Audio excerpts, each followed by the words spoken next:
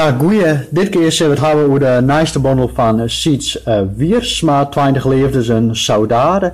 En het is denk ik de meest Nederlandstalige bundel die ik eer in mijn hand hoorn ha. Wat ik daarmee bedoel is dat de efterflap van Slaan Nederlandstalig is. En daarin wordt dus echt de verklaring doen dat de gedichten in het Nederlands moet stien binnen en later dus door de dichters zelfs oorzetten binnen. Nou ja, omwille van de tijd zal ik alleen maar naar het Fries zien. Vanzelf zou ik daar eens bij zeggen willen. Er is dus zo dat de bundel van Siets Wiersma verwijst naar de bundel van Pablo Neruda. En die heb ik erbij pakt in de oorzetting van Klaas Bruinsma. Want mijn Spaans is nog net echt om naar huis te schreeuwen. De efterflap van Siets Wiersma, zijn bundel, die schreeuwt eigenlijk dat Neruda fluistert mee in de coulissen. Dus dan kun je je afvragen, ja, is het net wat pretentieus om daarmee zo'n grote naam aan te komen als Pablo Neruda? Of maak je dat echt zien als een soort van eerbetoon, als inspiratie? Zo had de bundel van Siets dus ook 21 gedichten. De eerste is dus een saudade en zat er ook als groot op een efterflap. Begint hij met een saudade, dat dus Neruda ophoudt met een wanhoopslied. Saudade, dat kun je dan oorzetten als, mankeliekens, als hiemziekens, als weemoed. Het is wat een mix tussen, gemis, afstand, leefde, verlies. Er maakt dus mijn oren wordt een heel soort woorden bij om dus dat woord saudade oorzetten te kennen. Maar het is wel zo dat al die elementen die ik nou neemt, in de bundel van Siets Wiersma en ook in die van Pablo Neruda waarom komen. Maar ook elementen als water en skippen, dat zijn dus twee dingen die het mensen bij elkaar brengen kunnen, maar zelfs ook afstand kweken kunnen tussen mensen. En die beide dingen die komen heel sterk weer waarom in beide bundels. Likwijls moet er trouwens net gedacht worden dat nou de bundel van Siets Wiersma een slap aantreksel is van Pablo Neruda. Dat is absoluut net wie. Er zit een heel soort eigenheid in de gedichten, naar mijn idee. En daar wil ik nou allereerst even een prilke van jaan. En dat is het gedicht Neruda's 15e. Mooi aan het gedicht is dat het heel universeel is en aan het eind dus dan ook maar een typisch Fries element komt. En het gaat over een vrouw op een fiets, dus het had vanzelfs voor dadelijk mijn aandacht. Maar nou hier dus allereerst een prilke uit de bundel van Siets Wiersma. Ik houd van die, zoals mij te meer te fietst. Zo ongenedig grutsk, akelig traag, ademend bij de dream van die raafdier, maar onder die olivenjas een glimpje tink. Ik houd van die zoals de aanstapst, die moedse aanloekst, het hier skorrest en lakest. Hier is net tocht, hè? Nee, bij die verliest alle wachtjen groen, wordt het op een soepen uit hals en moeles zet. Ik houd van die zoals de zonder achterom te zien, voortfietst, als had het die neer dingen.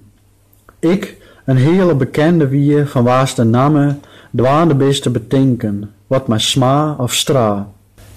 Ja, je zegt wel die afstand. Ik had het idee dat in het algemeen de versie van Siets Wiersma lieflijker binnen, dat er minder langst is en ook minder afstand.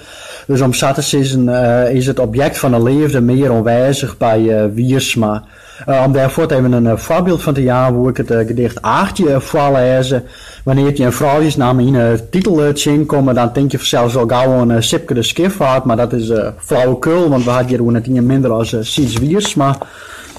Dus ik wil even Aartje voorlezen. Waar stoot vier best, reis ik naar het waard. Die stad die lever naar een eiland dreu. Diep adem ik de brune vloot, de triest, van stjurre namen, Antonia, Minerva, Grutte Beer.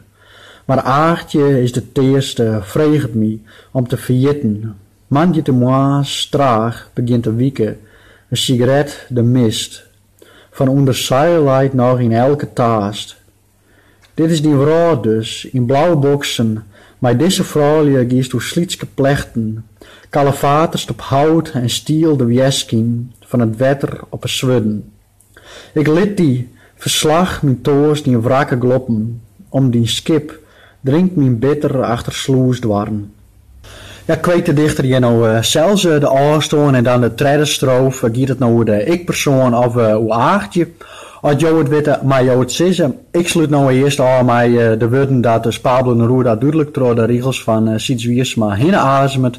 Maar ik heb het niet net als zijn dat er dus genau eigenheid zit in de versen van hem.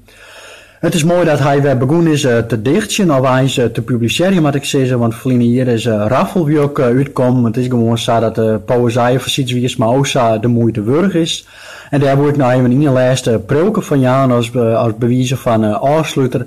Ik ga niet snel het gedicht Saudade neemt. En dat vind ik toch wel een van de mooiste gedichten van de bundel. Dus lieke zijn bewijzen van afsluiter. Wil ik dat even aan je voorlezen. Saudade op een stad. Soms ben ik je de oor, als wie het waar kwiek het licht uit zee waar je opstoot. Wils de loft een boetendikse romte loekt, hoe de stad het onbeneemde wekker roept. De stritten braak van Jeskin, Lisse en de egen van voorbij fietsende vrouwje naar oors ene hing je. Dan neem ik de Emmerkade Noord, waarin voort bij de giganten, het gevang, zocht de Lietse dreuwende imperia aan.